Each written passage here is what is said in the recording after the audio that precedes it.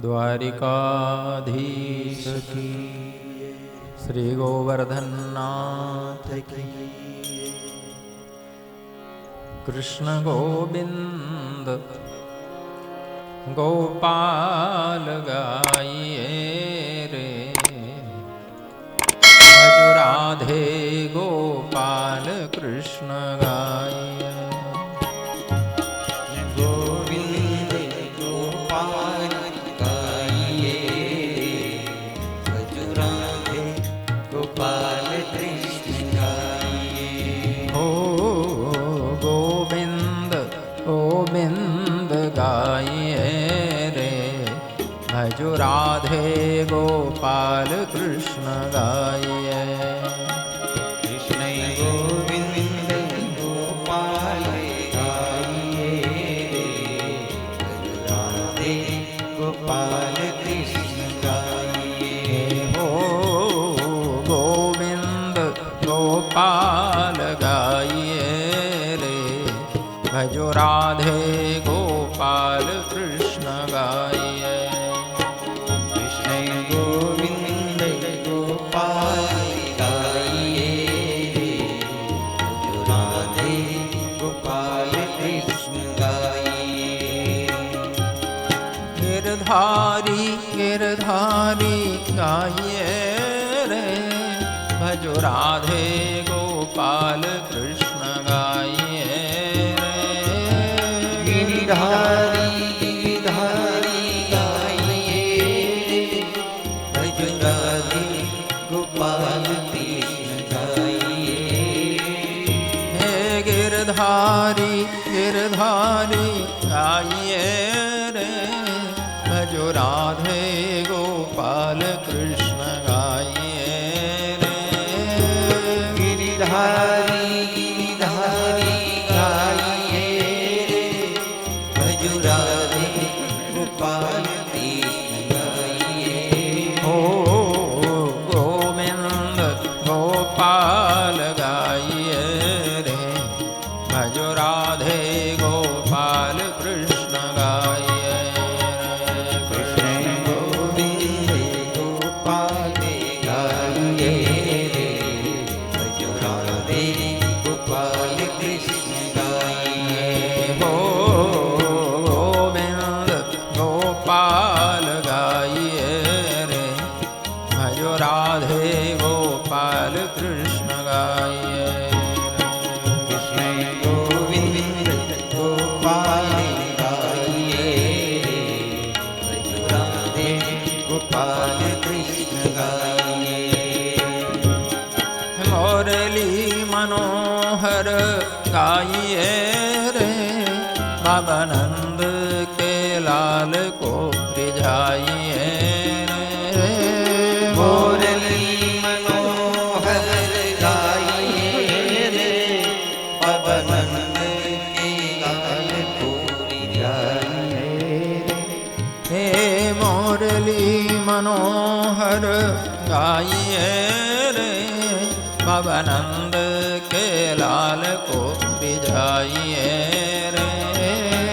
मुरली मनोहर गाइए रे, पवन के लाल को रिझाइए। हो गोविंद गोविंद गाइए रे, भजो राधे गोपाल कृष्ण गाइए।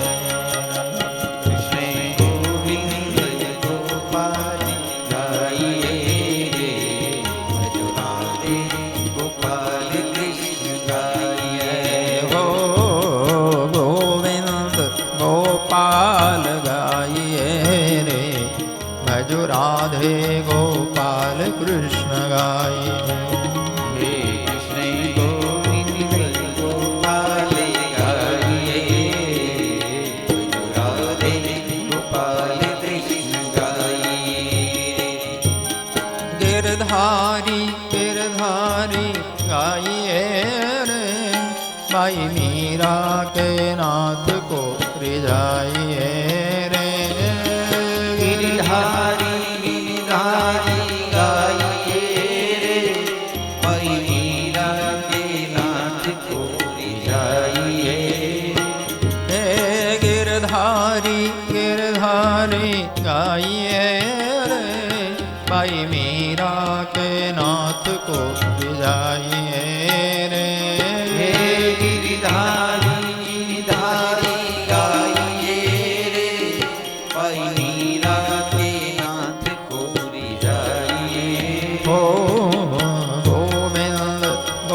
गोपाल गाइए रे, भजो राधे गोपाल कृष्ण गाइए। हे कृष्ण गोविंद गोपाल गाइए रे, भजो राधे गोपाल कृष्ण गाइए। ओ गोविंद गोविंद गाइए रे, भजो राधे गोपाल कृष्ण गाइए रे। कृष्ण गोविंद गोपाल गाइए रे, भजो राधे गोपाल कृष्ण गाइए। हे गिरधारी गिरधारी गाइए रे, भजो राधे गोपाल कृष्ण गाइए रे। गिरिधारी गिरिधारी गाइए रे, भजो राधे गोपाल कृष्ण गाइए। हे गिरधारी गिरधारी गाइए रे, भजो राधे गोपाल कृष्ण गाइए रे।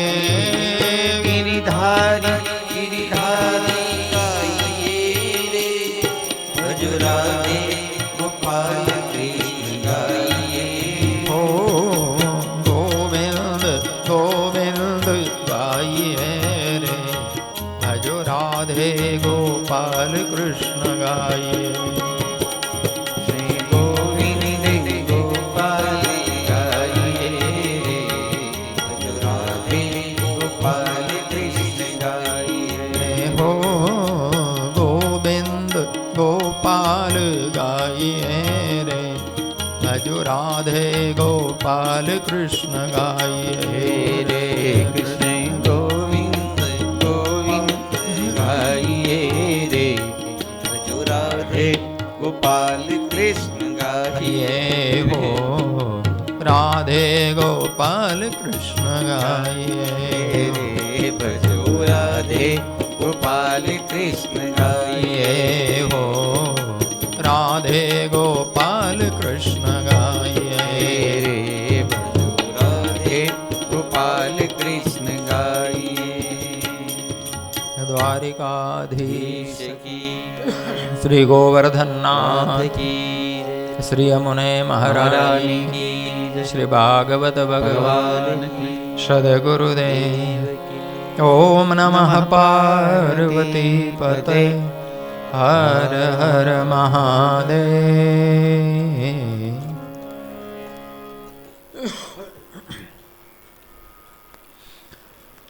आनंद कंद सच्चिदानंद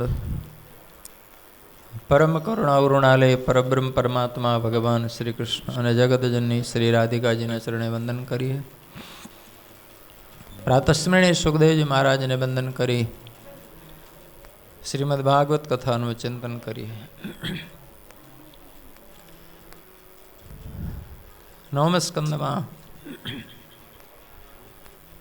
સૂર્યવંશની વંશાવલી વર્ણન કરતા ભગવાન શ્રી રામના પ્રાગટ્યની કથા કરી સુખદેવજીએ। ભગવાન શ્રી રામના પ્રાગટ્ય પછી ભરતજી લક્ષ્મણ અને શત્રુઘ્નજીનો પ્રાગટ્ય થયો। અયોધ્યામાં આનંદ આનંદ છવાઈ ગયો। ભગવાન શ્રી કૃષ્ણના જન્મ પહેલા રામ જન્મની કથા। ભગવાન રામ સરળ છે અને ભગવાન શ્રી કૃષ્ણ વાંકા છે। ભગવાન રામની લીલા જન્મથી લઈ અને ધામ ગમન સુધી બિલકુલ મનુષ્યની જેમ છે। ભગવાન શ્રી કૃષ્ણ જન્મથી જ ચમત્કારિક છે। જન્મતા જ ઠેકડો માર્યો, અડધી રાત્રે જેલમાં ને હવારમાં મેલમાં।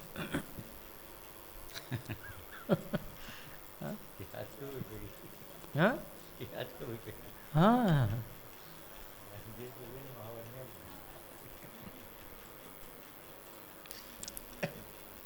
પહેલા રામ સમજાશે તો કૃષ્ણ સમજાય, નહીં તો નહીં સમજાય।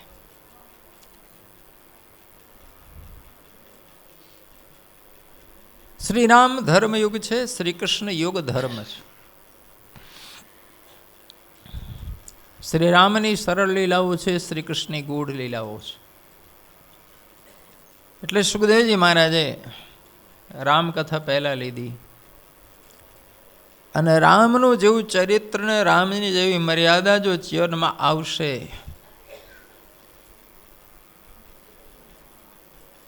તો વ્યક્તિ સાધના કરીને કૃષ્ણ તત્વને સમજી શકશે.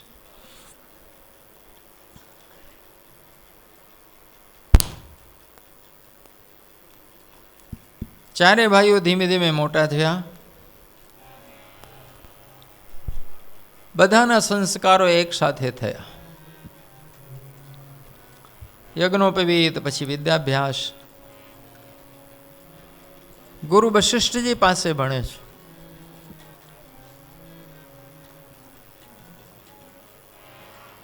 ભણીને તૈયાર થયા તો ભણેલા વ્યક્તિમાં, વિદ્વાન વ્યક્તિમાં જે લક્ષણો હોવા જોઈએ એ ભગવાન રામમાં પ્રગટ થયા. વિદ્યા વિનય નિપુણ ગુણશીલા. વિદ્યા દદાતિ વિનયમ. વિદ્યા ભણ્યા પછી વિદ્વાન માણસ વિનયશીલ થાય, નમ્ર થાય. સજ્જનતા આવે વિદ્યા આવ્યા પછી, અને સજ્જનતાથી નમ્રતા આવે.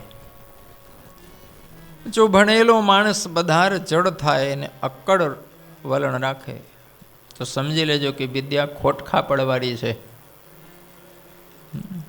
ખોટખા પડવાના શરીરમાં લોચ ન હોય.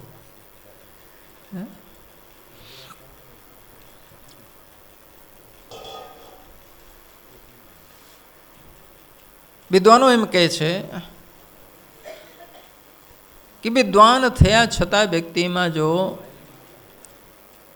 નમ્રતા અને શીલ ન હોય, સદગુણો ન હોય, તો વિદ્યા માત્ર ભાર હોય છે. એટલે કોઈ વિદ્વાન એવું બોલ્યા, યથા ખરસ ચંદન ભાર બાહી. વિદ્વાન ભણેલો માણસ સર્ટિફિકેટ લઈને આવે પણ સદગુણો ન હોય, નમ્રતા ન હોય, એમાં સજ્જનતા ન હોય, તો સમજી લેજો કે ગધેડા ઉપર ચંદનનો ભારો. વજન બહુ રૂપાળું છે, ચંદન છે, પણ ઉપાડનારો હા. અને ભાર તો ભાર જ હોય ને, ચંદનનું હોય કે ચૂનાનું હોય કે રેતી સિમેન્ટ હોય. એટલે વિદ્યા માત્ર સર્ટિફિકેટનું ભાર ના બને મગજમાં, એ સર્ટિફિકેટનું વજન, હું કંઈક છું.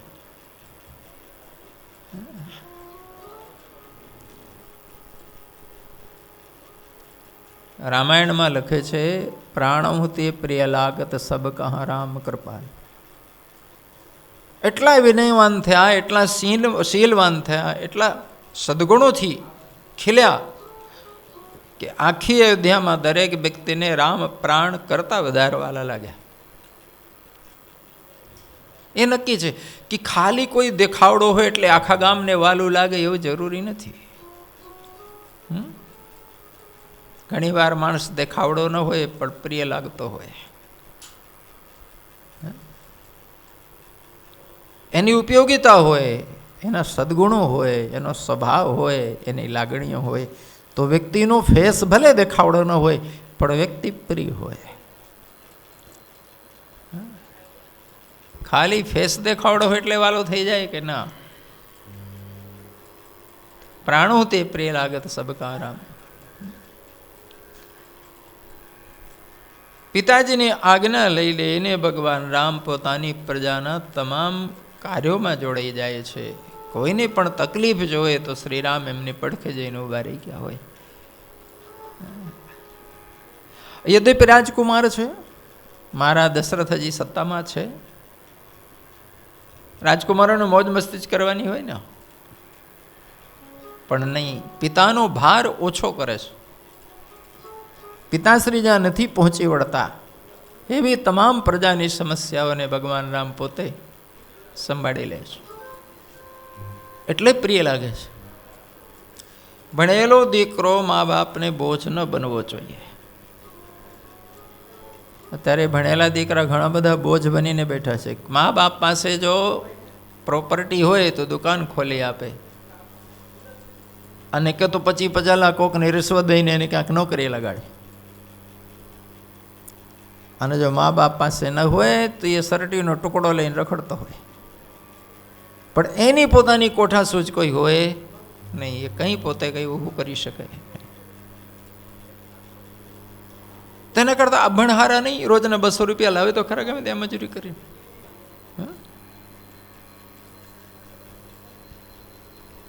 એક વાર કોલેજમાં આંટો મારીને આવે ને પછી લુગડા ગંદા ન થવા દે, તો ત્યાંથી લાવે શું? કોઈ લાયકાત નહીં, એક કટકો કાગળનો. એ વિદ્યાને વિદ્વાનો વિદ્યા માનતા નથી. વિદ્યાથી વિનય આવે, વિનયથી સદગુણો આવે, સદગુણોથી વ્યક્તિ ધનવાન બને, એની કળાઓ ખીલે. અને નિશ્ચિત છે કે સદગુણી વ્યક્તિ, વિનયવાન શીલવાન વ્યક્તિ એ ધનનો સદુપયોગ કરે લોકહિતમાં અને સ્વહિતમાં. અને એ જો ધર્મ વપરાય તો ધના ધર્મ તત સુખમ. વ્યક્તિના જીવનમાં ધર્મ અને ધન જો બંને આવ્યા હોય તો નિશ્ચય છે એને અને બીજાને સુખાકારી થાય. એકલો ધન આવે ને ધર્મ ના આવે તો ઈ ધન ખોટા રવાડે ચડાવે. દુનિયામાં દરેક મા બાપને એક ચિંતા હોય છે કે છોકરો ઝાઝુ શામાં કમાશે એ ભણાવો.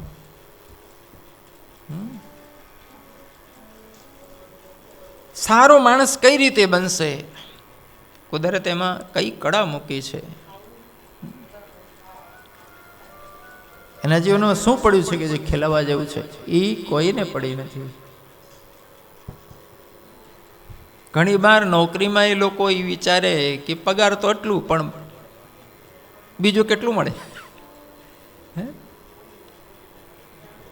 સાઈડમાંથી કેટલું મળે છે, એના ઉપર કિંમત થાય નોકરીની. ધના ધર્મ તથા સુખમ. આપણા દેશમાં આપણા શાસ્ત્રોએ 4 પુરુષાર્થ મનુષ્ય માત્રને મેળવવા જેવું છે એવું કીધું છે. વેદો ખાસ આગ્રહ આપી છે 4: ધર્મ, અર્થ, કામ અને મોક્ષ. એ 4 પુરુષાર્થમાં મોક્ષ છેલ્લો પુરુષાર્થ છે. જોકે ઘણા લોકો મોક્ષનું જ લઈ મંડ્યા હોય છે, તો ભલે ને પછી 15 વર્ષનો છોકરો સામે બેઠો હોય મોક્ષનો જ ઉપદેશ કરે, જેમ જીવનની સમસ્યા મોક્ષ જ હોય. પણ ખરેખર મોક્ષ ચોથા સ્થાને છે. એ 4 પુરુષાર્થોમાં પહેલો જ પુરુષાર્થ છે ધર્મ.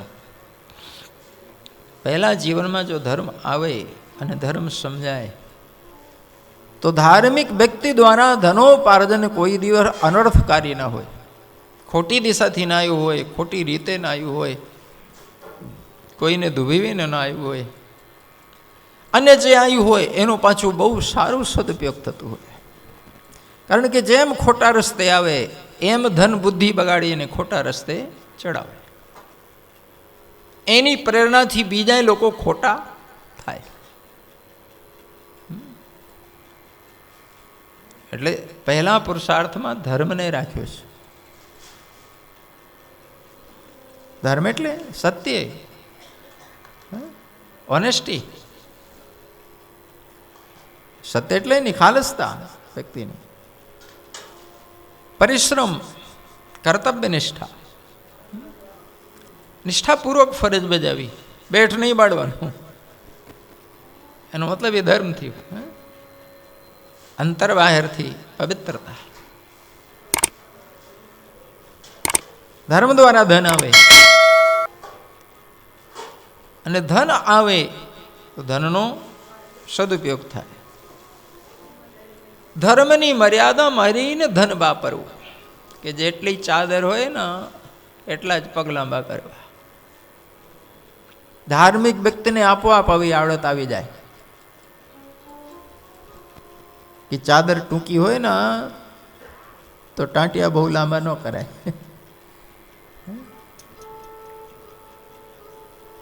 તો ધનની અને ધર્મની મર્યાદાઓ સાથે ચાલે. ધર્મની મર્યાદા ઓળંગીને ધન નહીં વાપરવાનું.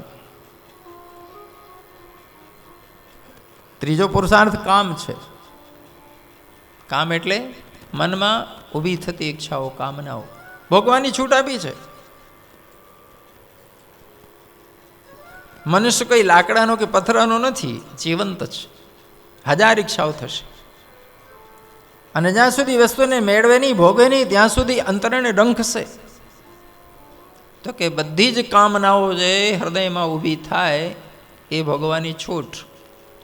પણ ધર્મની મર્યાદા તૂટતી હોય રીતે ન ભોગવતા અને ધનની મર્યાદાની અંદર રહીને ભોગવજો. ધનની પણ મર્યાદાની અંદર અને ધર્મની મર્યાદાની અંદર જે જે ઈચ્છાઓ થતી હોય એ ભોગવો. પણ જો ધર્મની મર્યાદા ચૂકી જવાતું હોય તો એ રીતે નહીં ભોગવાનું. ધનની મર્યાદાથી બહાર નીકળતા હો તો એવી ઈચ્છાઓ, એવી વાસનાઓ નહીં પૂરી કરવાની.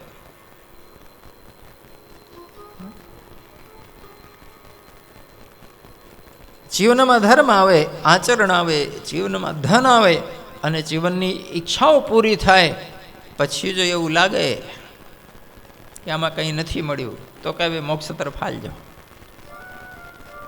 અત્યાર સુધી ભોગવી જોયું, મેળવી જોયું, પકડી જોયું, હવે છેલ્લા તબક્કે છોડી જવો. મોક્ષ શબ્દ એટલે શું? છૂટી જવું.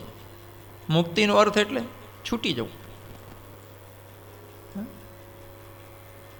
મુક્તિ અને બંધન એકબીજાના વિપરીત. શામાંથી છૂટી જવું છે?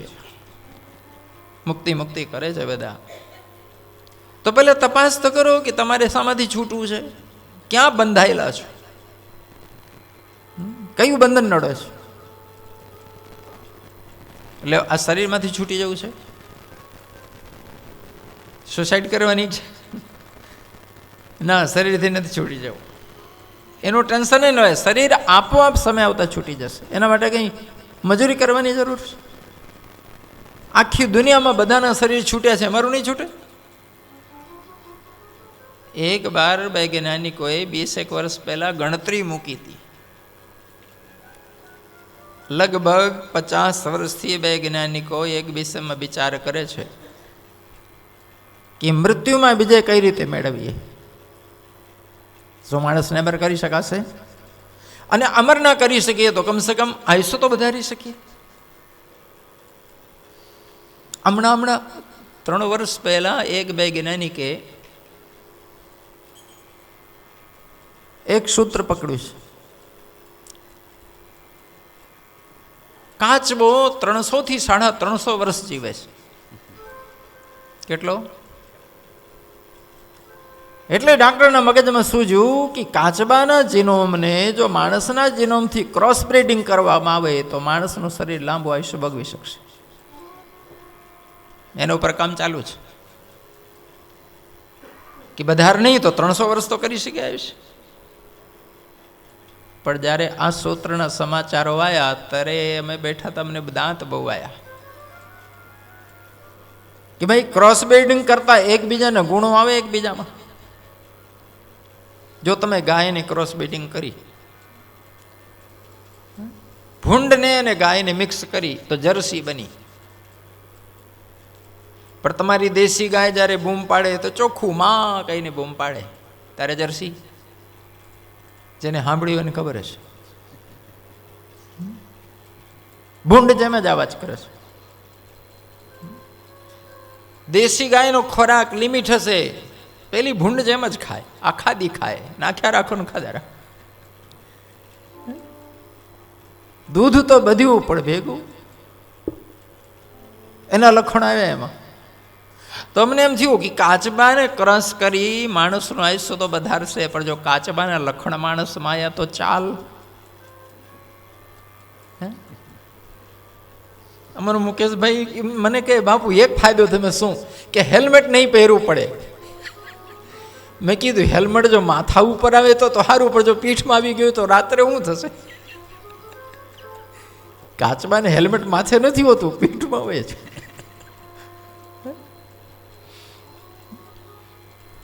તો પછી આ બીજી મજાક કરી કે માણસના આ લખણ જો કાચબામાં આવ્યા તો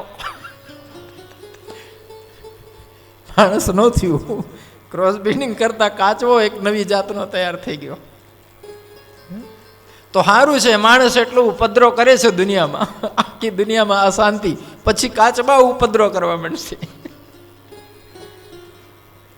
જે હોય તે.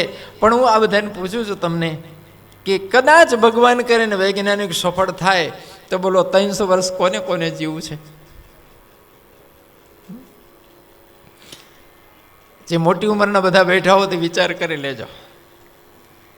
તો આપણે અત્યારથી એપ્લિકેશન કરી દઈશું વૈજ્ઞાનિકોને.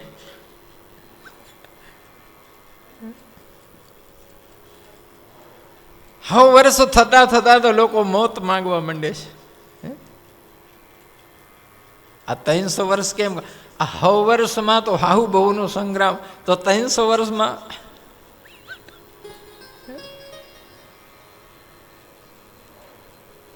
શું એમ માની લેવાય કે આયુષ્ય લાંબુ થઈ જશે તો માણસ સુખી થઈ જશે? ભરોસો કરાય?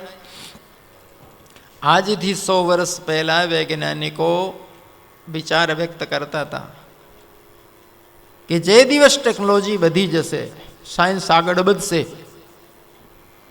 અને દુનિયાના તમામ સંસાધનો વિજ્ઞાન ઊભું કરી દેશે, તે દિવસ મનુષ્ય ખૂબ સુખી હશે. 100 વર્ષ પહેલા કહેતા હતા. પણ આજે જો છે ને કેટલી ટેકનોલોજી છે. આજે પૂછો દુનિયાના માનવીને કે એટલું બધું તમે મેળવી લીધું છે, સુખી કેટલા થયા છો? અમેરિકાથી આપણે હજી 50 વર્ષ પાછળ હાલીએ છીએ. પણ અમેરિકાનો રિપોર્ટ છે કે ત્યાં 70% લોકો માનસિક ચિકિત્સા કરાવી રહ્યા છે. સારું છે, રાજકોટમાં મેન્ટલ હોસ્પિટલ એટલા બધા નથી હજી. ત્યાં જેટલી હોસ્પિટલો શરીર રોગની છે ને, એટલી જ હોસ્પિટલો મેન્ટલ છે, માનસિક રોગની. તો 70% લોકો જો પાગલ થવા માંડ્યા હોય તો 30%માં છોકરાઓ જ બચ્યા ને. તો શું સુખી થઈ ગયા? આ પરિણામ છે ટેકનોલોજીનો, સમૃદ્ધિનો. 70% લોકોને જીવનમાં 2 થી 3 વખત મેન્ટલ હોસ્પિટલ જવું જ પડે છે. જેટલું ટેન્શન અમેરિકનોને હોય છે એટલું ઇન્ડિયનોને કદી હજી થયું નથી. હવે વૈજ્ઞાનિકો કહે છે કે માણસની જાત એવી છે કે એને કદી સુખી કરાશે જ નહીં. 100 વર્ષ પહેલા કહેતા હતા કે 100 વર્ષ પછી આખી દુનિયા સુખી થઈ ગઈ હશે, માણસ જબરદસ્ત સુખ ભોગવતું હશે. હવે એ જ વૈજ્ઞાનિકો કહે છે કે માણસની જાત એવી છે કે એને કદી કોઈ સુખી કરી શકશે નહીં. જીવનને બહુ ઊંડાણથી બહાર અને અંદર જાણ્યા પછી ઋષિઓએ આજ્ઞા કરી હતી કે જીવનની પૂર્ણતા 4 પુરુષાર્થ મેળવ્યા પછી જ મળે છે, બાકી મળતી નથી. પણ પુરુષાર્થની શરૂઆત ધર્મથી થવી જોઈએ. પહેલા માણસમાં પૂરી માણસાઈ જાગવી જોઈએ. ધર્મ એટલે માણસાઈ. જો દરેક પશુ પક્ષી પૂરેપૂરા પશુતામાં હોય છે. કોઈ પણ પશુને પશુતાનો ઉપદેશ નથી દેવો પડતો કે તારામાં પશુતા ઓછી છે. પણ માણસને કહેવું પડે છે કે અલા માણસાઈ, અલા માણસ થાવ.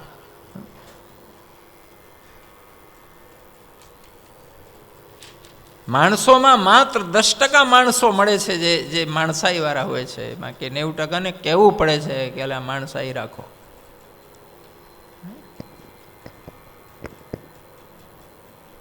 એટલે ધર્મ એટલે માનવતા.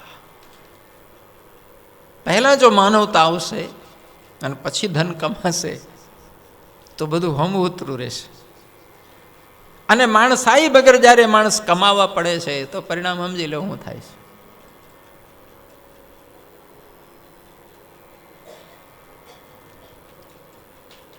હિન્દુસ્તાનમાં અનેક વાર કોર્ટોએ ટકોર કરી છે, હાઈકોર્ટ અને સુપ્રીમ કોર્ટે, કે ખોઈ ગયેલા બાળકોની સુરક્ષા કરે સરકાર, પોલીસ ધ્યાન દે. બાળકો ક્યાં ખોઈ જાય છે. ચાલો, જે છોકરો નપાસ થયો હોય ને ઘર છોડીને ભાગી જાય એ સમજાય છે. ઘરમાં ઝઘડા થયા હોય પાપા સાથે ને ભાગી ગઈ હોય ને એ સમજાય છે. પણ હજારો છોકરાઓ જે નપાસ નથી થયા, કે ઘરમાં કોઈ ડખો નથી અને અચાનક ખોઈ જાય છે, પછી જડતા નથી, જાય છે ક્યાં? અને દર વર્ષે હજારોની સંખ્યામાં ખોવાય છે.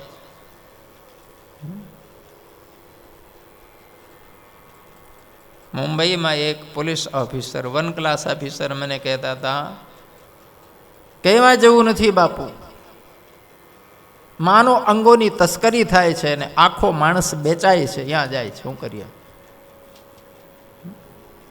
હજી અરબસ્તાનમાં ગુલામો ખરીદવામાં આવે છે, વેચાતું માણસ લઈને ઘરમાં નોકર રખાય છે. અને આખી દુનિયામાં માનો અંગોની જરૂર છે. જીવતા માણસોને બકરાની જેમ કાપી તમામ અંગો પેક કરીને સપ્લાય થઈ જાય છે હોસ્પિટલોમાં. અમે કાલે ગણાવી હતી કે બોડીની કિંમત ગણો કેટલી થાય છે. જેવો તેવો વ્યાપાર છે. માણસ જો અધોગતિએ જાય, માણસ જો માણસાઈ મૂકે તો એટલો જ ક્ષુદ્ર હોય છે, માણસ એટલો નીચ, એટલો ભયંકર હોય છે કે દુનિયાનો કોઈ પ્રાણી એટલો નીચ હોતો નથી, એટલો ભયંકર હોતો નથી.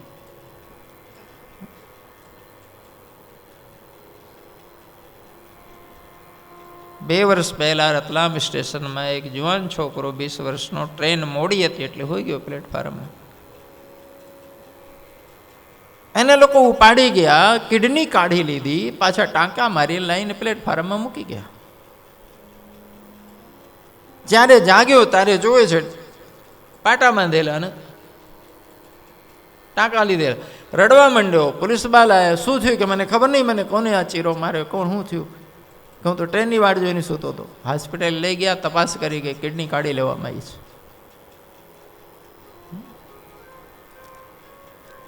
સાવ એકલો સૂતો હતો. એટલે સારું છે ભગવાને બે દીધી છે એટલે બચારો જીવે છે. જો બંને કાઢી લીધી હોત તો ઠીક છે, કાઢીને પાછા મૂકી ગયા, અને આખે આખું સપ્લાય કરવાની તક હોત તો આખી બોડીને બધા સ્પેર પાર્ટ વેચાય છે. હજારો છોકરાઓ જે ગાયબ થાય છે કે તો આખા વેચાઈ જાય છે, અને કે તો સ્પેર પાર્ટ વેચાઈ જાય છે. તમે માનો છો કે આ ધંધો સામાન્ય માણસો કરી શકે? બહુ મોટી મોટી ખોપરીઓ અંદર ભેગી હોય તો થાય, એમને એમ ના થાય એવા ધંધા. અરબસ્તાનમાં ઘરમાં નોકરાણી તરીકે છોકરીઓને જ પસંદ કરે છે લોકો. હજી ગુલામ પ્રથા છે ત્યાં. હજારો દીકરીઓ જો ખોઈ જાય છે, એ બધી અરબસ્તાનમાં વેચાઈ જાય છે. અને ત્યાંનું શાસન, ત્યાંનો કાનૂન જુદો છે. ત્યાં કોઈ વાંધો લેતો નથી. માણસાઈ પહેલા, પછી ધન. ધન એ ધર્મની મર્યાદામાં રહીને જીવનની ઈચ્છાઓ પૂરી કરવાની, પછી કામ. કામ એટલે કામનાઓ, ઈચ્છાઓ. માણસાઈ પૂર્વક તમે જીવન ઊભું કરો, પછી ધન કમાઓ, ધનથી પછી જીવનની ઈચ્છાઓ અને કામનાઓ પૂરી કરો. તો કમાઈ જો, ભોગવી જો, મેળવી જો, અને છતાં જો જીવન છેલ્લા તબક્કામાં એમ કહેતું હોય કે કંઈ નથી મળ્યું, અતૃપ્તિ એની જગ્યા જ છે, અશાંતિ એ નહીં જ છે, અને જીવન હવે મોત તરફ ધસાવવા માંડ્યું, તો કે હવે મોક્ષનો અખતરો કરી જો. અત્યાર સુધી ભેગું કરી જોયું, પકડી જોયું, હવે છોડી જો. તો મુક્તિ એટલે શરીર છોડવું એ મુક્તિ નથી. એ તો આપો બધાને છૂટે છે, અમારું છૂટી જશે. તો શું આત્માની મુક્તિ કરવાની છે? ઘણા લોકો કહે, આવા શબ્દો વાપરે, આત્માની મુક્તિ થાય. મૂર્ખતા ભરેલું શબ્દ છે. આત્મા કદી જન્મ્યો નથી, કદી મર્યો નથી, કદી બંધાયો નથી, કદી છૂટ્યો નથી. આત્મા તો સદા શુદ્ધ બુદ્ધ અને મુક્ત છે. તો મુક્તિ કોની? ક્યાં બંધાયેલા છો પહેલા એ તો તપાસ કરો. કોણે બાંધ્યું છે તપાસ કરો. કોનાથી છૂટ્યું છે? કયા બંધનથી છૂટવું છે? તમામ બંધનો જ્ઞાનીઓ કહે છે માણસે પોતે ઊભા કર્યા છે, પોતે બંધાયો છે. વિદ્વાનો કહે છે કે જેમ કોઈ પાગલ માણસ થાંભલાને વધ ભરીને અને પછી ચીસ પાડે ને રડે કે મને છોડાવો, તો બોલો એ માણસની ચીસ સાંભળી તમને દયા આવશે કે છોડાવવા જશો, કે દાંત આવશે? કારણ કે પોતે વધ ભરીને ઊભો છે, આટા ઢીલા છે. હસવું કે રડવું કે છોડાવવા જવું, શું કરું? માણસ પોતે વાસનાથી બંધાઈ ગયો અને વાસનાથી બીજાય નથી બાંધ્યો, એને પોતે ઊભી કરીશ. કુસંસ્કારોથી બંધ ગયું, એને જ ટેવ પાડી છે, એને જ પોતાનું આચરણ બગાડ્યો છે. દુનિયાની જેટલી ગંદી ને બુરી વસ્તુઓ છે બધી બંધન બને છે, યાદ રાખજો.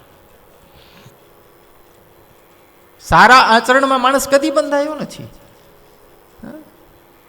માણસે 10 વર્ષ સુધી ગીતા રામાયણનું પાઠ કર્યું હોય, રોજ સ્વાધ્યાય કરતો હોય, અને છોડવાનો વખત આવે, કોઈ જવાબદારી આવી જાય તો 1 મિનિટમાં છોડી દે છે, બંધ થઈ જાય પૂજા પાઠ. પણ માણસ તો 10 વર્ષથી જુગાર રમતો હોય તો ભરોસો છે છોડી દેશે? છોડાઈ જજો. હવે જુગારમાં કેવો નિકોટીન કે આલ્કોહોલ છે કે લોહીમાં આવી ગયું છે, છૂટતું નથી. હે, માણસની જુબાનમાં ગંદા શબ્દો બોલવાની ટેવ પડી ગઈ હોય, નથી છૂટતી. સારા શબ્દો તો ગમે ત્યારે છોડી શકશો.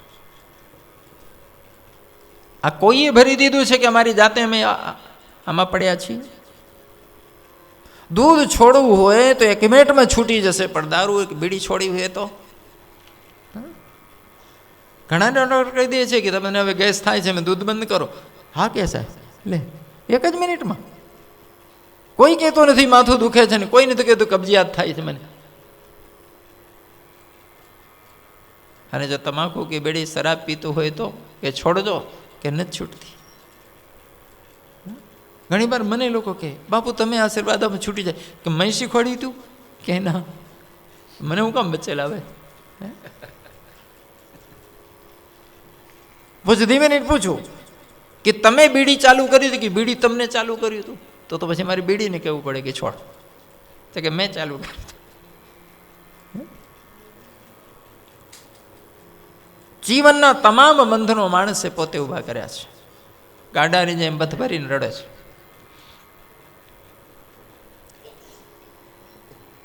દુનિયાની જિંદગીની તમામ ગંદી વસ્તુઓ, ગંદતી આદતો બંધન બને છે.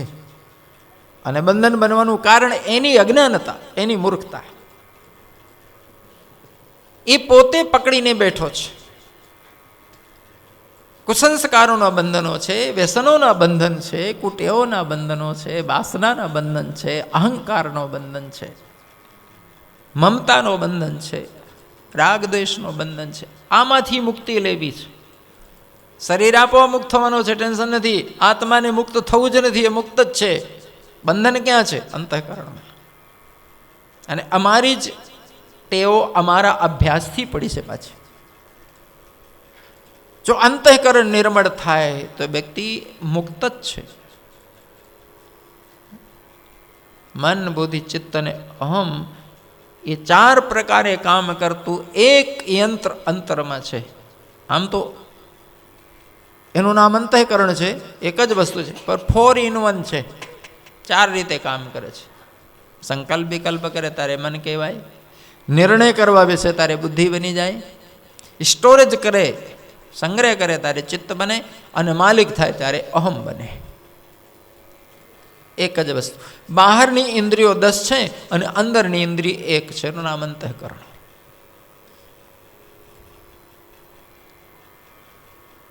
આ તમામ સંસ્કારો, તમામ બંધનો, તમામ કુટેવો ક્યાં પડે છે? અંતઃકરણમાં. અને અંતઃકરણમાં બાળપણમાં આપણે બિલકુલ નિર્મળ હતા, કંઈ નહોતું. એ બધું સંઘથી ને અભ્યાસથી ઊભું થયું છે. તો જેમ સંઘથી ને અભ્યાસથી તમે મજબૂત કર્યા છો, એમ હવે તમે તમારું સંગ અને અભ્યાસ જો બદલશો તો કાલે છૂટી પણ જશો. એટલે મુક્તિ શરીરની પણ નથી હોતી. શરીર તો રોજે રોજ છૂટે છે, નવું બને છે, જૂનું જાય છે. બાળપણ આવ્યું તું નહોતું છૂટી ગયું? જુવાની આવી ન છૂટી ગઈ? હું પકડ્યામાં રહી? તો ઘડપણ આવ્યું છે એને છૂટી જાય, શું પકડ્યા રહેશે? કોણ પકડી રાખે છે? અને આત્મા કદી ક્યાંય પકડાયો નથી, બંધાયો નથી. મુક્તિ માત્ર અજ્ઞાનતાથી છે. સમાધિ છૂટવું અજ્ઞાનતામાંથી, કુસંસ્કારોમાંથી, કુવ્યસનોમાંથી, અમારી જડતાઓમાંથી, અમારા રાગદેશમાંથી અમે જ ઊભા કર્યા છીએ ને અમે જ છોડશું તો છૂટશે. પણ ભાન વગરનો માણસ જેમ એક પાગલ થાંભલાને બધ ભરીને રડે એને ભાન ન હોય કે મેં જ પકડી રાખ્યું છે, એમ અજ્ઞાનતાના કારણે જીવ પોતે પકડીને બેઠો છે ભાન વગર, અને મુક્તિની માળા કરે છે.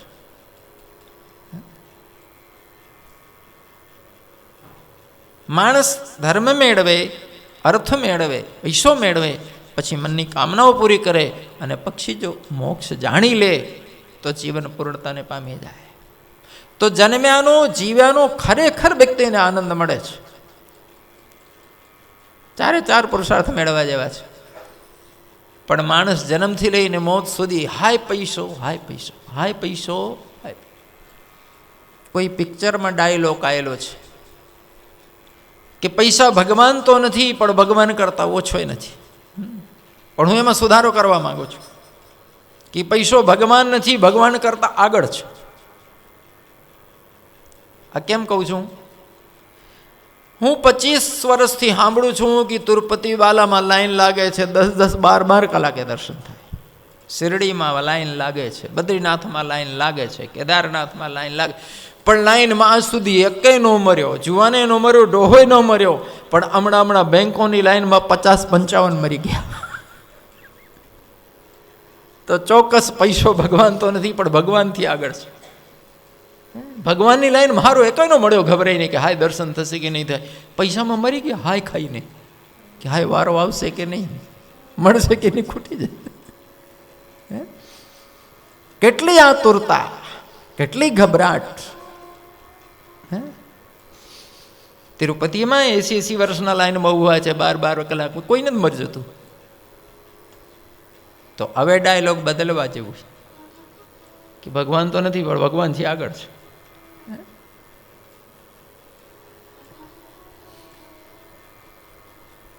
પૈસાથી નથી ભિખારી સુખી, નથી ગરીબ સુખી, નથી મધ્યમ વર્ગ સુખી, નથી કરોડોપતિ સુખી. મેં કીધું ને કે હમણાં 4-5 વર્ષમાં જે રિપોર્ટ આવ્યા છે, અને હાઈકોર્ટ સુપ્રીમ કોર્ટે જે સજા કરી છે, હિન્દુસ્તાનના ટોપ 10 ધનપતિઓને સજા થઈ છે, અને બધા ચોરીમાં પકડાયા છે. ટેલિફોનની લાઈનો ચોરી કરી, સ્પેક્ટ્રમની ચોરી કરી, કોલસાની ખદાણમાંથી ચોરી કરી, કોલસા વેચી મારી, અને ટોપ 10 વિભૂતિઓ હિન્દુસ્તાનની.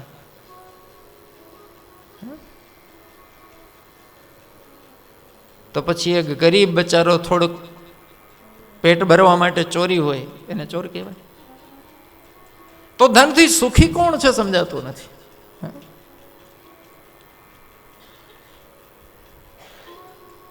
સીધી ધનની દોટ નહીં મૂકવાની. શાસ્ત્રો કહે છે પહેલા ધર્મ મેળવો પછી ધન મેળવો. ધન ધર્મની મર્યાદામાં રહીને કામનાઓ ભોગવો,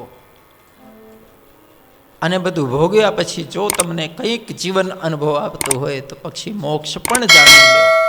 છૂટી જાઓ એક વાર, બધું છોડી જો. અત્યાર સુધી તમે 60 વર્ષ સુધી બધું પકડી જોયું હતું, 65 વર્ષ સુધી, હવે જરીક છોડી જુઓ. માણસ જો આખું સંસાર પકડી રાખે તો ઊંઘ આવે. તમે બધું ભૂલો છો ત્યારે ઊંઘ આવે છે, અને ઊંઘ આવે છે ત્યારે શાંતિ મળે છે. કેમ થા મળે છે? જો મગજ એકે બાબત છોડે નહીં તો દુનિયામાં કોઈ ઊંઘી શકે ખરો? થોડી વાર માટે મગજ બધું છોડી દે છે તો વ્યક્તિ ઊંઘ લઈ શકે છે, અને બરાબર 6-8 કલાક ઊંઘે હોય તો ફ્રેશ થઈને ઉઠે છે. તો આનાથી થોડું અનુભવ નથી થતું કે માત્ર ભોગ જ સુખ નથી દેતું, ત્યાગ પણ સુખ દે છે. તેન તક્તેન ભુંજી થા મા હૃદય કસ્વિદનમ. ત્યાગ વગર ભોગની કોઈ કિંમત નથી, અને ભોગ વગર ત્યાગની કોઈ કિંમત નથી. આંધળું ત્યાગે નથી કરવાનું, અને આંધળું ભોગે નથી કરવાનું. બાપ, જાગૃત થઈને ત્યાગ કરો, અને જાગૃત થઈને ભોગ કરો. ભોગ અને ત્યાગની સમતુલા જ્યારે જળવાય છે ત્યારે જીવનનો આનંદ વ્યક્તિ પ્રાપ્ત કરી શકે છે. એમાં સૌથી પહેલાં જો પ્રેરણાદાયક ચરિત્ર હોય તો શ્રીરામનું, પછી કૃષ્ણ. ભગવાન શ્રીરામના જીવનને સીધે સીધું તમે અનુકરણ કરીને પ્રેરણા લેશો તો કંઈ વાંધો નહીં આવે, પણ કનૈયાની ન લેતા હો. અને એ ઠેકડા મારે એનો વાંધો નહીં, આપણે એને જો ઠેકડા મારવા જશું તો ફ્રેક્ચર થવાના. એટલે ભગવાન રામના ચરિત્રને સુખદેવજી પહેલા લાવ્યા છે. વિદ્વાન થયા, વિનયવાન, શીલવાન, ગુણવાન થયા. પહેલી એમની યાત્રા થાય છે ધર્મની રક્ષા માટે વિશ્વામિત્રજીની સાથે. નાની ઉંમર છે, યુદ્ધનો કોઈ અનુભવ નથી. વિશ્વામિત્ર આગ્રહ કરે છે દશરથજીને કે મારે રાક્ષસો સતાવે છે, અમારા યજ્ઞોમાં વિઘ્ન નાખે છે. જો યજ્ઞ એટલે ખાલી હોમ નહીં, હોમ પણ યજ્ઞ છે, પણ દ્રવ્ય જ્ઞાસ, તપો યજ્ઞાસ, યોગ જ્ઞાસ તથા પરે સ્વાધ્યાય જ્ઞાન યજ્ઞાસ તથા સંસ્થિત વ્રતા એમ બહુવિધા યજ્ઞ વિતતા બ્રહ્મણો મુખે. વિશ્વામિત્ર મહારાજ મહામુનિ છે, પ્રખર વિદ્વાન છે, કર્મઠ વ્યક્તિ છે, રાષ્ટ્ર અને સમાજ માટે જીવનારો વ્યક્તિ છે. જ્યારે જ્યારે પ્રજાહિતના કોઈ કાર્યો કરે છે, યજ્ઞ કાર્યો, સર્જન હિતાય સર્જન સુખાય, ત્યારે ત્યારે રાક્ષસો આડા પડે છે. વિશ્વામિત્રની જે જીવન કહાની છે, ભારત વર્ષમાં વિશ્વામિત્ર જેવો પુરુષાર્થી વ્યક્તિ થયો નથી અને ભવિષ્યમાં થશે એની સંભાવના નથી. વિશ્વામિત્ર છત્રી પણ પોતાના પુરુષાર્થથી એ બ્રહ્મર્ષિ થયા. ખાલી બ્રાહ્મણ નહીં, બ્રાહ્મણોમાં પણ શિખર બ્રહ્મર્ષિ. વિશ્વામિત્રજીનો વશિષ્ઠજીનો ઝઘડો થયો એક ગાયને લઈને. વિશ્વામિત્ર પોતાના સૌ દીકરાઓ, અનેક લગ્ન હતા એટલે સૌ છોકરા હતા, અને સેના લઈને શિકાર કરવા વનમાં પડાવ નાખેલો. જૂના જમાનામાં ક્ષત્રિયો શિકાર કરવા જાય તો 2-2, 3-3 મહિના જંગલમાં પડાવ નાખે. એક તો સૈનિકોને અભ્યાસ થાય, જંગલમાં ઉબડ ખાબડ, બિહારમાં, કાંટામાં, ઝાડીઓમાં દોડે, દોડતા જાનવર ઉપર નિશાનો મારે, ખુખાર જાનવરની સામે વાત ભીડે. તો એક તો સૈનિકોની ટ્રેનિંગ થાય. બીજું, ખેતીને નુકસાન કરતા તમામ જાનવરો કંટ્રોલમાં આવે એટલે ખેડૂતોની ખેતી બચે. એ વખતે વશિષ્ઠના આશ્રમે પહોંચ્યા વિશ્વામિત્ર, અને વશિષ્ઠે વિચાર્યું કે રાજવી પુરુષ આવ્યા છે, સ્વાગત તો કરું. એમની પાસે સ્વર્ગની ગાય કામધેનુ હતી. હવે આખો કાફલો આવ્યો છે, 2-5 જણા હોય તો કંદમૂળ મનમાંથી મળી જાય અને સ્વાગત કરીએ, પણ આટલા બધા કંદમૂળ ક્યાંથી ગોતવા તત્કાલ? કામધેનુની વિનંતી કરી કે અતિથિનું સ્વાગત કરવા માટે વ્યવસ્થા કરવામાં. હવે કામધેનુના દૂધથી રોજ ભગવાન શિવનું રુદ્રાભિષેક થતું હતું, અને જે એમાંથી ઘી નીકળે એમાંથી એમાં નિત્ય હોમ થતા હતા વશિષ્ઠજીના. વશિષ્ઠજી કામધેનુ ગાયનું દૂધ ઘી ખાતા પીતા નહોતા.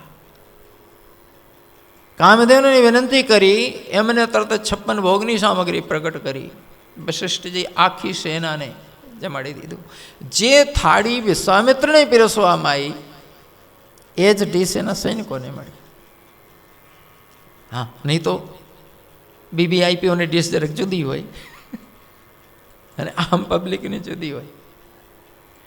વિશ્વામિત્રે પોતાના રાજમહેલમાં કદી ચાખ્યું નહોતું એવો સ્વાદ બાપ, એવી વાનગીઓ. વિશ્વામિત્રને ખાતા ખાતા શંકા પડી કે અમને એમ હતું કે આ સાધુ મહાત્માઓ જંગલમાં રહીને ભજન કરે છે, કંદમૂળ ફળ ખાય. હવે ખબર પડી તો આવું માલ ખાય છે જોરદાર કે અમે રાજાઓએ નથી ખાધું કોઈથી. આ ધંધો શું હશે? 2 નંબર નહીં કરતા હોય ને. તે વિશ્વામિત્ર ખાધા પછી વશિષ્ઠને પૂછે છે કે મારા તમે તો જોરદાર માલ ઉડાડો છો, અહીં તો આ બધું ક્યાંથી આવે છે? વશિષ્ઠ હસે છે કે મહારાજ ખોટી શંકા ના કરો, આ કામધેનુ માતાની પ્રસાદી, નસીબવાર છો તમે નસીબવાન છો. મેં કહ્યું હતી ચાખી નથી, મેં મારા માટે કદી માંગ્યું નથી, એ તો અતિથિ સત્કાર માટે માઈ દીધું છે. વિશ્વામિત્રની આંખો ફાટી રહી ગઈ કે ગાય આટલું બધું આપે છે કે હા. તો વિશ્વામિત્ર કહે મહારાજ લાખો ગાયો લઈ લો બદલા, પણ એ ગાય મને દઈ દો. વશિષ્ઠ કહે છે એ ગાય ભોગવા માટે નથી, એ મારા તપ માટે, મારા નિત્ય કર્મ માટે છે, અને ધરતીની નહીં સ્વર્ગની ગાય છે, એ ન મળે. તમે ભોગી માણસો, તમને શું ખબર પડે? વિશ્વામિત્ર કહે હાથી ઘોડા લેવો, સોનું ચાંદી લેવો, બદલામાં અર્ધો રાજ લઈ લો, પણ ગાય દઈ દો. વશિષ્ઠજી સમજાવીને થાક્યા પછી કંટાળો કરો કે મહારાજ, કોઈની દીકરીના માગા હોય, કોઈની મમ્મી ન મગાય. આ મારી માં છે, હવે તમે ચૂપ થઈ જાઓ. વિશ્વામિત્ર ખીજાણા કે આ બાબા શું સમજે છે મને? સૈનિકોને કહે છે ગાય લઈ લેવ ખીલેથી. શું કરી લે છે બાવો? લો. સૈનિકો ગાયની ખીલેથી ખોલીને ખેંચવા માંડ્યા. ગાય શિંગડા મારીને ઉલારી નાખ્યા સૈનિકોને. આવી વશિષ્ઠ પાસે ને કહે છે કે મહારાજ, મેં શું ભૂલ કરી કે મને આ અધમ ક્ષત્રિયોને સોંપો છો? વશિષ્ઠજીના આંખમાં આંસુ આવ્યા કે માં માફ કરજો, મેં નથી સોંપ્યું. આ તો અહંકાર બસ જબરજસ્તી તમને લઈ જવા માંગે છે. કામધેનુ કહે છે તમારા બ્રહ્મતેજની સામે આ તણખલા ટકે? તમે લાચાર છો? વશિષ્ઠ કહે માં એટલે લાચાર છું કે બ્રહ્મર્ષિ છો. બ્રાહ્મણનો સૌથી પહેલો ગુણ ક્ષમા છે. હું જો મારો ધર્મ, મારી ક્ષમા ગુમાવું, મારો ગુણ તો મારા બ્રાહ્મણત્વમાં કલંક લાગે. કામધેનુ કહે છે મને આજ્ઞા આપો, હું મારી રક્ષા કરી શકું છું. વશિષ્ઠ કહે આત્માનમ સત્તમ રક્ષેત. દરેક પ્રાણીને પોતાનું સંરક્ષણ કરવાનો અધિકાર બ્રહ્માજી આપે છે. તમે તમારું રક્ષણ કરો. કામધેનુ જોરથી ફૂફાડા માર્યા અને હજારો સૈનિકો પ્રગટ થયા. આ ખાલી થાળી થોડી પ્રગટ થાય. ઘડીક બારમાં વિશ્વામિત્રની સેનાનો સત્યાનાશ વાળી દીધો. તો વિશ્વામિત્રના છોકરાને થયું કે આ મહારાજ કંઈક મંત્ર ભણ્યો, કોઈ નહોતું આશ્રમના સૈનિકો ક્યાંથી નીકળી પડે. તે બધા છોકરાઓ તલવારો લઈને દોડ્યા વશિષ્ઠને મારી નાખવા. અબ વશિષ્ઠ થયું કે મને મારી નાખશે. આત્મરક્ષા માટે એમને બ્રહ્મતેજ સ્મરણ કરીને જોરથી રાડ નાખી ડરાવવા માટે. પણ વશિષ્ઠજીની રાડ, બ્રહ્મતેજ પ્રગટ થયું તો જેમ અગ્નિમાં પતંગિયા ભસ્મ થાય ને એમ વિશ્વામિત્રના સૌ છોકરાઓ ખાક થયા. અને વિશ્વામિત્ર એકદમ આમ ડોળા ફાડીને જોઈ રહી ગયા કે સમજ્યા વગર મેં હાથ નાખ્યું. મને ખબર નથી કે આ મહાત્મામાં એટલી તાકાત છે. વિશ્વામિત્ર લલકારે છે કે વશિષ્ઠ તપસ્યાના બળે તમે મને પરાજિત કર્યું છે, પણ હું તપસ્યા કરીને આવીશ, પછી તમને જોઈ લઈશ. અને વિશ્વામિત્રનું ત્યાંથી જીવન બદલાણું. 10,000 વર્ષની સાધના કરી ભોળાનાથને પ્રસન્ન કર્યા. શું જોઈએ છે? વિશ્વામિત્ર શિવજીને કહે છે કે ત્રૈલોકના અસ્ત્ર શસ્ત્રો બધા મને આપો. બ્રહ્માના, વિષ્ણુના, તમારા પોતાના તમામ દેવતાઓના શસ્ત્રો. ભગવાન ભોળાનાથ તો બહુ ઉદાર, લેવો, બધું દઈ દીધું. વિશ્વામિત્ર શસ્ત્રો લઈને આવીને વશિષ્ઠજીને લલકારે છે કે બહાર નીકળો. પણ વશિષ્ઠજી પોતાની કુટિયામાં એમને બેઠા રહ્યા કે બૂમ કરવા દેવાનો સ્વભાવ એવો છે. વિશ્વામિત્રે શસ્ત્રો ચાલુ કર્યા ફેંકવાના, વાણ વર્ષા શરૂ કરી તો આશ્રમ છોડી તમામ પ્રાણીઓને, સાધકો અને વિદ્યાર્થીઓ ભાગી ગયા. વૃક્ષોનું કચરઘાણ બોલાવી દીધું, તમામ પશુ પક્ષીઓ મર્યા. વશિષ્ઠજીને થયું કે નહીં માને, પોતાનો બ્રહ્મદંડ હાથમાં લઈને બહાર નીકળ્યા કે અધમ ક્ષત્રિય તારી તાકાત દેખાડ. તો વિશ્વામિત્ર તો ખીજાયેલા હતા જ. જેટલા દેવી શસ્ત્રો ઉપાડીને પ્રહાર કરે, બધા બ્રહ્મદંડ પાસે આવતા ધબલીને ધરતીમાં પડે, કોઈ એ કંઈ અડે નહીં. છેલ્લે બ્રહ્માસ્ત્ર ચડાયું. તો બ્રહ્માસ્ત્રથી રક્ષણ કરવા માટે વશિષ્ઠજીએ બ્રહ્મતેજનું સ્મરણ કર્યું તો વશિષ્ઠના શરીરમાંથી અગ્નિની જ્વાલા ઉઠી. દેવતાઓ ગભરાઈ ગયા કે જો બ્રહ્મદંડ ફટકાર્યું વશિષ્ઠ અને બ્રહ્માસ્ત્ર અને બ્રહ્મદંડ ટકરાય તો અડધી ધરતી તો બળી જવાની. તો દેવતાઓ બૂમાબૂમ કરી વશિષ્ઠજી શાંત થાજો, શાંત થાજો. વિશ્વામિત્રનું બ્રહ્માસ્ત્ર હાથમાંથી છૂટ્યું તો વશિષ્ઠજીના બ્રહ્મદંડને ટકરાવીને પાછા ધરતીમાં દબલાઈને પડ્યો, નકામો થઈ ગયો. વશિષ્ઠજી કહે છે અધમ, હજી કંઈ હોય તો કાઢ. વિશ્વામિત્રનું માથું નીચું થઈ ગયું. વિશ્વામિત્ર કહે છે દિગ્બલમ ક્ષત્રિય બલમ બ્રહ્મતેજો બલમ બલમ. ધિકાર છે ક્ષત્રિયના શસ્ત્ર બળને. હવે મને ખબર પડી કે બ્રહ્મતેજ સાચો બળ છે. વશિષ્ઠ, હું બ્રહ્મર્ષિ બનીને આવીશ, પછી તને જોઈ લઈશ. કે હુતરી બળી જાય તો એ વટ જાય. આ ક્ષત્રિયનો સ્વભાવ, અહમ ન છોડે. ફરી તપસ્યા કરવાયા.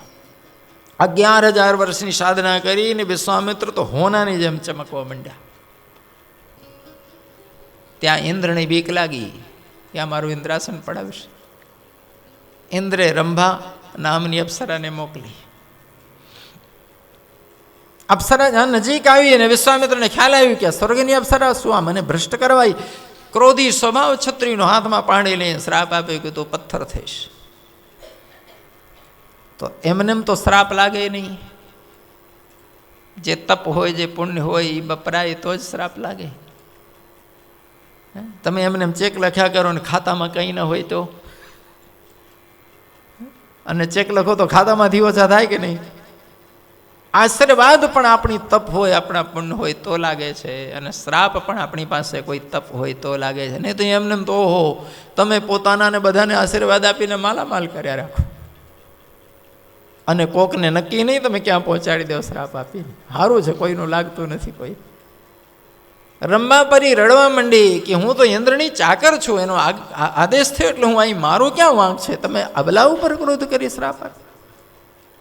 રંબા રડતી હતી, વિશ્વામિત્રને દયા આવી તો કહે છે જા તારો શ્રાપ 10,000 વર્ષ માટે સીમિત કરું છું.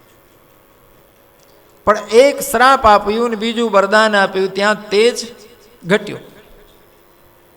વિશ્વામિત્રને ખ્યાલ આવ્યો કે આ મારો સ્વભાવ મને નડ્યો, મારી તપસ્યા ખોટી મેં બાપરીને. ફરી સાધના શરૂ કરી, 10,000 વર્ષની સાધના થઈ. ઇન્દ્રને થયું કે ગઈ વખતે રંભા ગઈ હતી, હવે આ તો નહીં જાય, બીજી વાર બીજી મોકલી મેનકાને ખબર હતી કે રંભાને શ્રાપ મળ્યો છે, તો મેનકા દૂર દૂર આટા મારે, નજીક ન આવે. પણ વિશ્વામિત્ર પોતે લલચાણા તો મેડમને બોલાયા અને મેનકામાં ફસાણા તો શકુંતલા નામની દીકરી જન્મી. એ દીકરી જન્મ થયો ને વિશ્વામિત્ર ઊંઘમાંથી જાગ્યા હોય એમ માં નથી કે આમે શું કર્યું. ત્યાં મેનકા કહે છે મહારાજ મને દોષ ના દેતા, તમે મને બોલાવી હતી. હું મેનકાને થયું કે શ્રાપ આપે તે પહેલા ભાગી જાઉં અહીંથી. છોકરી એમને રડતી મૂકીને મેનકા સ્વર્ગ જતી રહી. વિશ્વામિત્રને થયું કે પહેલી વખત ભૂલ કરી શ્રાપ અને આશીર્વાદ આપવાની, હવે જે થયું એ હવે નથી, શ્રાપ દેવું નથી, આશીર્વાદ. પાછા આચમન કરી સ્નાન કરીને બેસી ગયા સાધનામાં. પેલી કન્યા એમને રડે, જંગલના જાનવરો આવે, નવજાત કન્યા છે. પણ પક્ષીઓને દયા આવી, પક્ષીઓ ટોળે ટોળા ભેગા થઈ ગયા, કોઈ પ્રાણી એની પાસે જવા ન દે. ફળના રસ અને મધ લઈને ચાંચમાં કન્યાના મોઢામાં નાખે. વિશ્વામિત્ર ધ્યાનમાં બેઠેલા, કંડુરીસિંહ ત્યાંથી પસાર થયા. પક્ષીઓનું કલરવ સાંભળીને થયું કે કેમ પક્ષીઓ એટલા બધા ચીસાચીસ કરે છે, શું આવડી? જઈને જોઈ છે એક નાનકડી બાળકી છે. અરે જંગલમાં કોને તેજી દીધી? આંખ બંધ કરી ધ્યાન લગાવીને જોઈ તો ખબર પડી કે આ મહારાજની દીકરી છે. કંડુરીસિંહ એને ઉપાડીને છાતી સરસો લીધો કે આ તો મારી પુત્રી છે. પક્ષીઓએ રક્ષણ કર્યું ને પાલ્યું. સંસ્કૃતમાં પક્ષીને શકુન કહેવાય છે, નામ પડ્યું શકુંતલા. એ જ શકુંતલાનો પ્રેમ દુષ્યંત રાજા સાથે થયો અને ભરત નામનો દીકરો જન્મ્યો, એટલે ભારત વર્ષ નામ પડ્યું આ દેશનું. વિશ્વામિત્રની તપસ્યા નષ્ટ થઈ હતી, ફરી પાછો સાવધાન થયા, 10,000 વર્ષની સાધના કરી. ત્યાં ત્રિશંકુ આવી ચડ્યો. વશિષ્ઠજીનો શિષ્ય ને વશિષ્ઠજીને કે મને સદે સ્વર્ગ મોકલો. વશિષ્ઠજી ના પાડે કે આલા નિયમ જ નથી. તો કે તમારામાં શું છે? વશિષ્ઠજીને થયું કે મારો અપમાન કરે છે કે દુષ્ટ જા ચાંડાલ થઈશ. ત્રિશંકુ ચાંડાલ થઈ ગયો, એકદમ કૃપ થઈ ગયો. એને વિશ્વામિત્રને ચડાવે છે કે મેં મારા ગુરુનો ત્યાગ કર્યો છે, મારા ગુરુ મારી સાથે અન્યાય કર્યો, હવે તમે મારા ગુરુ, મારે સ્વદેહ સ્વર્ગ જવું. તો વિશ્વામિત્રને જોશ ચડ્યો કે હું વશિષ્ઠને દેખાડી દઉં કે હું કંઈ ઓછો નથી. લે ઓછો ને હુતરી બળી જાય પણ બટ ન જાય. તે ત્રિશંકુને સ્વર્ગ મોકલવા માટે યજ્ઞ કર્યો, પણ કોઈ ઋષિઓ આવ્યા નહીં, દેવતા આવ્યા નહીં, કે યજમાન ચાંડાળ અને આચાર્ય છત્રી. વિશ્વામિત્ર ખીજાણા, હાથમાં સ્રુવા લઈને કહે છે મારી તપસ્યાના બળથી જા ત્રિશંકુ, અને સ્રો ઊંચો કર્યો. ત્રિશંકુ ગયો આકાશમાં. પણ ઇન્દ્રલોક પહોંચતા જ ઇન્દ્રે ધક્કો માર્યો કે ચાંડાલ પાછો જા પૃથ્વીમાં. ત્રિશંકુ ઉપરથી બૂમાબૂમ કરી ગુરુજી બચાવો બચાવો. વિશ્વામિત્ર કહે છે આને આજે અટકી જા. તો ત્રિશંકુ થયા ઊંધા લટક્યા, હજી સુધી લટક્યા.